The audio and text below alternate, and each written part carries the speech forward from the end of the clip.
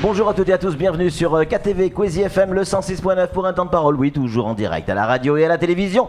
Notre invité, on est toujours content de le recevoir sur ce plateau, c'est le président d'Ushina. Président, bonjour. Bonjour. Merci d'être avec nous. On va parler des grands enjeux, la une et le titre de France Mayotte Matin, les grands enjeux du président Swabadine. C'était les vœux hier, il a fait des annonces, j'allais dire, que je qualifierais de spectaculaires. La question, elle est toute simple, président. Est-ce que aujourd'hui, le département a les moyens de ses ambitions, c'est-à-dire de régler ce problème de dette en moins d'un an, parce qu'on est déjà mi-janvier. C'est-à-dire 50 millions en un an. Oui, si vous me permettez juste un mot à la population pour leur souhaiter aussi, moi, la bonne année, de la bonne santé pour tout le monde et puis que de bonnes choses. Naturellement, on peut se poser la question de savoir est-ce que ce qu'il a annoncé était réaliste ou non. Moi, j'aborde les choses d'une manière très apaisée. Je crois que le président Swabadine a cette chance que personne, à part Bamana avant qui pouvait toujours s'attendre à être réélu, mais depuis 2004, il a la chance d'avoir eu 6 années. 6 années, c'est beaucoup, c'est en même temps aussi très peu, mais ça vous laisse le temps de planifier des choses. Naturellement, je pense que comme dans les communes, où on a 6 ans, beaucoup de communes, on prend d'abord les mesures impopulaires en début de mandat pour pouvoir... Après, il restera 3 ans pour pouvoir rebondir.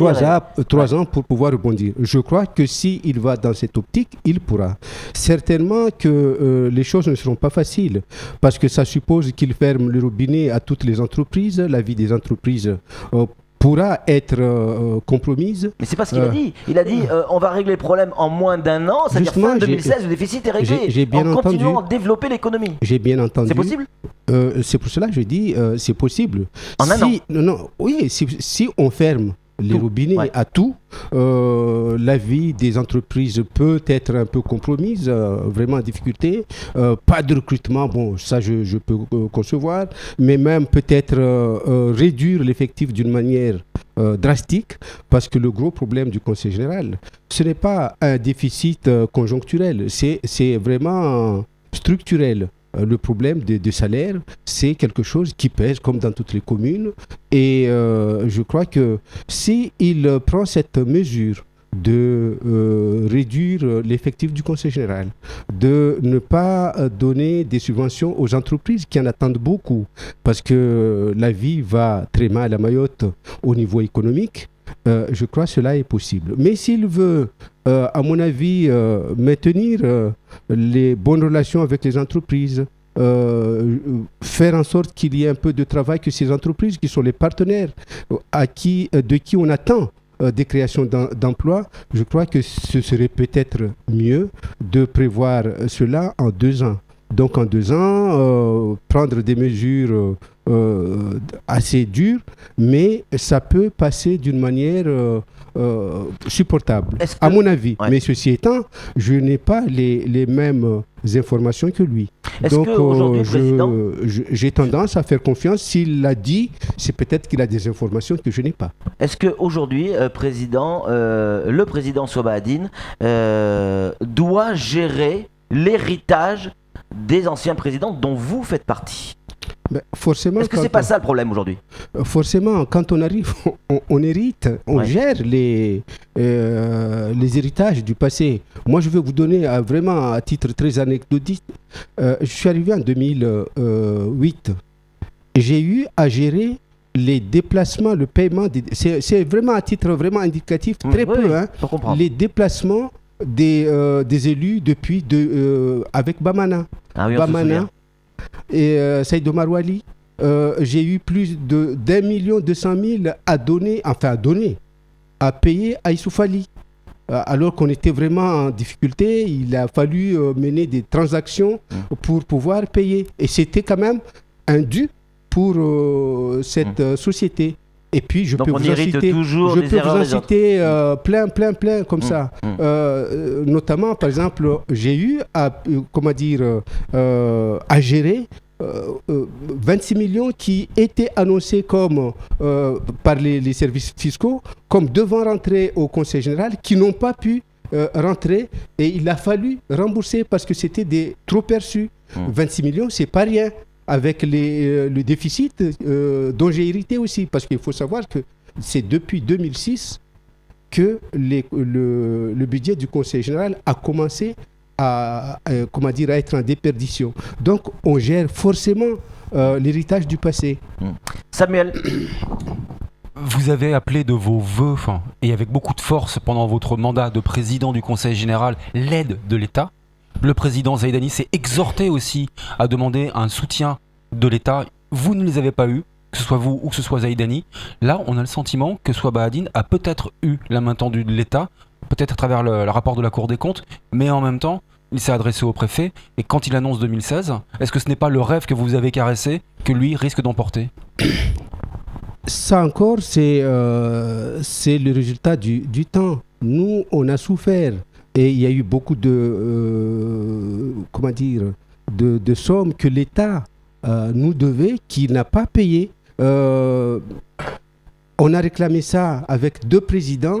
Il est possible que ce bruit, ce cri d'alarme ait été enfin entendu. Et c'est tant mieux pour le président Swaba Hadine. C'est aussi l'héritage. Oui. Tant mieux pour Mayotte, parce que je dis, si l'État a entendu enfin, et puis avec le passage de ce rapport de la Cour des comptes, finalement l'État entend ce cri d'alarme, je dis tant mieux pour Mayotte.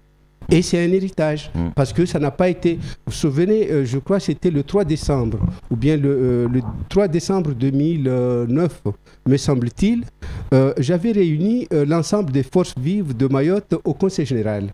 Et j'avais dit, parce que j'en avais vraiment marre, en allant à Paris à chaque fois, je réclamais l'aide de l'État pour que, enfin, ils se rendent compte qu'on était dans une situation difficile. J'avais dit... je constate que lorsque la Martinique tousse, on arrive avec de l'argent pour aider. Quand la Réunion éternue, on vient avec beaucoup d'aide, mais quand Mayotte s'étrangle, on ne fait rien. Et j'ai eu, à la sortie, même pas à la sortie, pendant que j'étais sur l'estrade du Conseil général, l'appel de la ministre de l'Outre-mer. Parce que il y avait les renseignements généraux, elle avait ses oreilles un peu partout. J'ai eu l'appel et on s'est fait C'était donner... Marie-Luce Panchard à l'époque, je crois. On s'est donné un rendez-vous pour qu'elle vienne. Elle est venue. C'est après qu'on a envisagé le plan de relance. Les fameux 53 millions. Oui. On a eu quelques aides. Donc voilà. Ça n'a pas suffi, et j'estime que si aujourd'hui l'État, le gouvernement réagit positivement, c'est un héritage.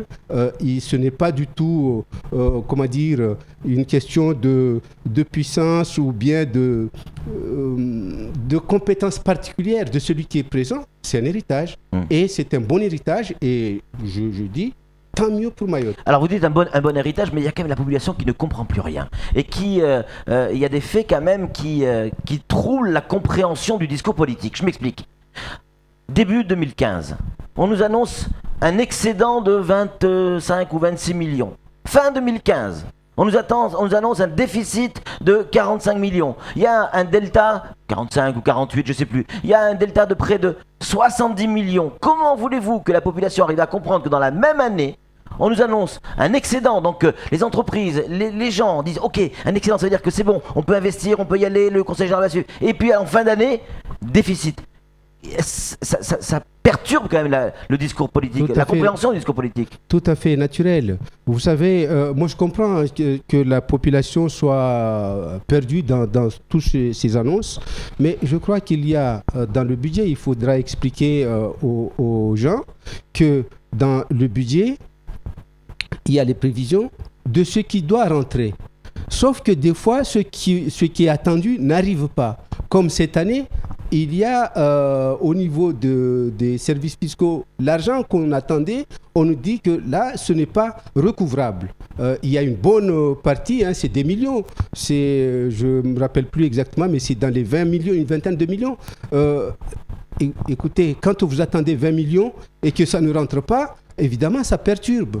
Quand vous attendez, maintenant ce n'est plus le cas, mais je parle de ce que j'ai connu. Au niveau de la douane, quand on avait la douane qui constituait le principal de notre budget, vous attendez quelque chose comme 100 millions et que tout d'un coup, on vous annonce que vous allez, parce qu'au niveau du contexte économique international, il y avait la grande crise, il n'y avait pas beaucoup de produits qui rentraient à Mayotte. Et donc, du coup, au niveau de la douane, on ne pouvait pas percevoir ce qu'on attendait et qu'il y a 17 millions de manque à gagner. Ça aussi, vous annoncez, ça fait un gros trou dans le budget. Et donc, évidemment, forcément, vous avez cette perturbation et que la population ne puisse pas comprendre. C'est ce qui se passe.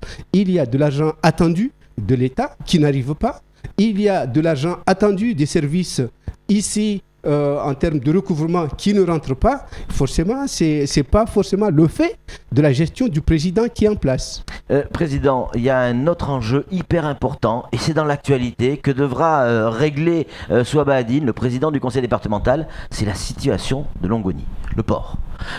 Est-ce que, honnêtement, il y a des accords qui sont signés? Là aussi, la population ne comprend plus. Des accords qui sont signés au conseil départemental. Le lendemain, il y a quand même grève. On sort d'une grève. Là, aujourd'hui, c'est rebloqué. C'est quoi la solution pour s'en sortir de cette histoire? Qui a raison? Qui a tort? Qui est le gentil? Qui est le méchant? Si j'avais la solution, je crois que tous les autres l'auraient, cette solution. Ça veut dire qu'il n'y a pas de solution? Non, mais c'est sûr qu'on peut se demander si ce n'est pas un problème vraiment personnel entre les deux protagonistes, merci, du port. C'est-à-dire les deux sociétés, les deux dirigeants sociétés. Moi, j'ai compris que la DSP, et je pense sérieusement qu'elle a été menée d'une manière transparente et très solide. Et j'avais compris que Jean-Claude Henry, donc de la Smart, était aussi d'accord participer. Mais moi, je n'avais pas tous les éléments de cet accord. Et je suis surpris. Je suis des premiers à être surpris qu'au bout de même pas 2 ans, il y ait ce désaccord flagrant. Et je ne sais pas. Mais moi, ça a des conséquences sur notre vie économique. Oui, forcément. Vous savez, quand c'est pas encore pour remettre tout le monde dans le passé. Quand j'avais lancé la DSP, j'avais trouvé qu'il n'y avait pas suffisamment de personnes qui répondaient à l'offre. J'ai refusé de le maintenir. Je l'ai déclaré infructueux. Et dans mes intentions, je voulais tout faire. À chaque fois qu'il y avait un client qui répondait, que la CCI soit intégrée, vraiment que la personne dans les papiers accepte de travailler avec la CCI parce que c'était important. Et puis j'avais réuni l'ensemble des acteurs économiques qui travaillent autour du port. Et là, je crois que il y a eu une petite défaillance. Mais en tout cas, je ne comprends toujours pas ce qui se passe. Ça me surprend. Et je crois qu'il faut que ces gens-là prennent un peu plus de sagesse et puis ne prennent pas la vie économique de Mayotte en otage. Merci beaucoup, Président, d'avoir répondu aux questions. En conclusion, rapidement, très très rapidement, Sam. Vite. Le rapport de la Cour des comptes, pour moi, je l'appelle le livre saint. Parce que vraiment, j'en ai rêvé. Est-ce que vous en aviez rêvé d'un tel rapport? Livre saint, je sais pas, j'en connais pas beaucoup des livres saints. Bon. Il y en a au moins un. Oui, bon, je crois que c'est quelque chose de salutaire pour Mayotte et ça permet au moins de donner raison, de mieux connaître le problème réel de la vie économique mahoraise et du Conseil général. Merci beaucoup, Président. C'est tout pour ce temps de parole. On est à la bourre tout de suite, la suite de nos programmes.